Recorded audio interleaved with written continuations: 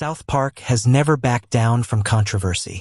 But when it set its sights on PrinceHarry and MeghanMarkle, things went nuclear. From royal drama to legal threats, and now, a jaw-dropping animated response.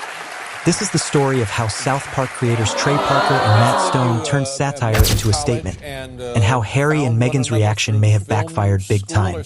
We were taking film classes for... Let's rewind for context. Since stepping back from royal duties in 2020, Prince Harry and Meghan Markle have captured headlines everywhere, from Oprah interviews to the explosive Netflix docuseries Harry and Meghan, and most recently, Harry's memoir Spare. Their relationship with the British press has been turbulent. They've filed lawsuits against major tabloids, claiming harassment, racism, and invasion of privacy.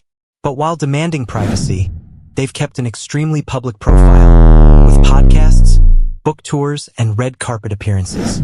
This contradiction has drawn increasing scrutiny and plenty of criticism. And then, South Park entered the chat. Canada, clearly parodying Harry and Meghan, travel around the globe holding signs that read, "We want privacy," all while doing talk shows, interviews, and book promotions. The satire was bold. It mocked their contradictory messaging, wanting out of the spotlight yet never leaving it. And fans?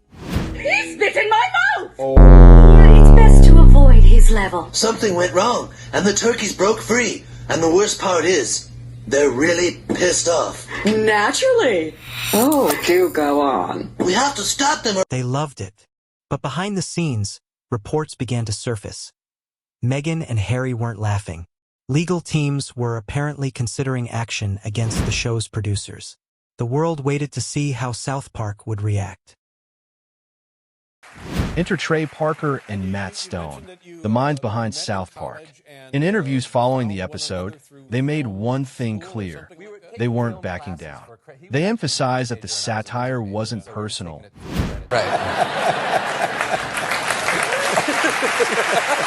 Our government needs to take a harder look at all... Yeah, well, it's pretty hard to look at you. We can all agree on that. She looks like a donkey took a shit in her face. Yeah, good one. To you. I don't know. Do you just leave your emails open for everyone to read? No. That was a private email from me to you. Hey, Wendy. You like looking at girls' butt cracks, Stan? It was necessary. No, to them, Harry and Meghan represent a bigger issue. Celebrity culture that demands the spotlight and simultaneously shames those who watch. They weren't mocking Meghan's race or Harry's trauma. They were mocking hypocrisy, entitlement, and the weaponization of victimhood by the powerful. And let's be real, South Park has done this for decades. No one is off limits. Whether it's Tom Cruise, Kanye West, Donald Trump, Oprah, or the Pope, South Park treats everyone the same. Leaders of North Korea, I'll fuck them all, yeah! Yeah! So you've been okay with the everyone to death? Everybody. Every single goddamn one of them. That's why we do all the voices in South Park and we do animation, is because no matter how big or small the actor, they always just have, you know, such an attitude and think that they're all rad. And, you know, there's no lamer thing you can be in the world than an actor. It's the most self-serving. I'm just going off on a rant now. You're saying the extra material on the Team America DVD that you hate actors. Any comment on that? Here's the twist. South Park wasn't just mocking Harry and Meghan. They were holding up a mirror to modern fame itself.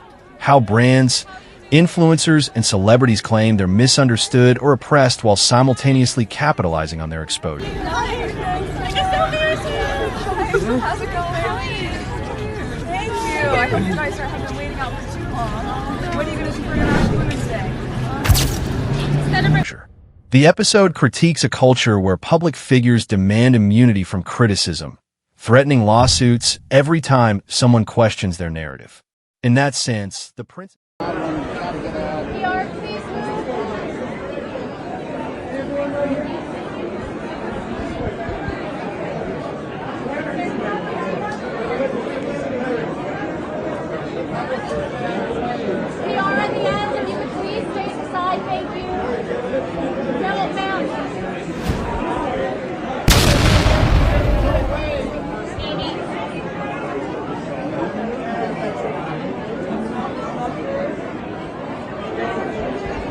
of Canada were just characters in a bigger story. a story about free speech, satire, and who gets to control the conversation. Reactions exploded online. Many fans praised the episode. We serve. I always try to push the light back out and focus it on the folks that we're actually here to serve. But what about when she talked about the fact that she experienced racism? I mean, I feel like that was heartbreaking to hear that she felt like she was in her own family.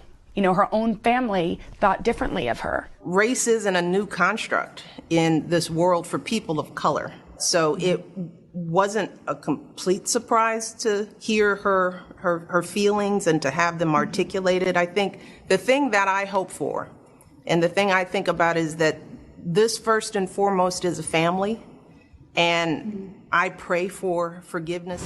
A counselor, Mr. Lackey. And it was the first time I started doing voices because he'd walk down the hallways and go, "How's it going today, boys?" And we'd all go, "Fine, Mr. Lackey, how are you doing?" And he never knew it. We were all doing his voice back to him, you know. What about Mr. Hanky the Christmas Poo? Is that based on a real person? Calling one of South Park's best in years. Social media lit up with support for the creator's fearless stance on satire. But others felt it went too far, especially those who believe Meghan has been unfairly targeted by the British press and public. Still, Parker and Stone remained unfazed. To them, this was never about cruelty. It was about calling out inconsistency. If you're a public figure profiting from your image, South Park says you're fair game. And frankly, that principle is at the heart of their success. In the end, South Park did what it always does. Held a mirror up to the absurdities of modern culture. Whether you're royalty or reality TV, fame comes with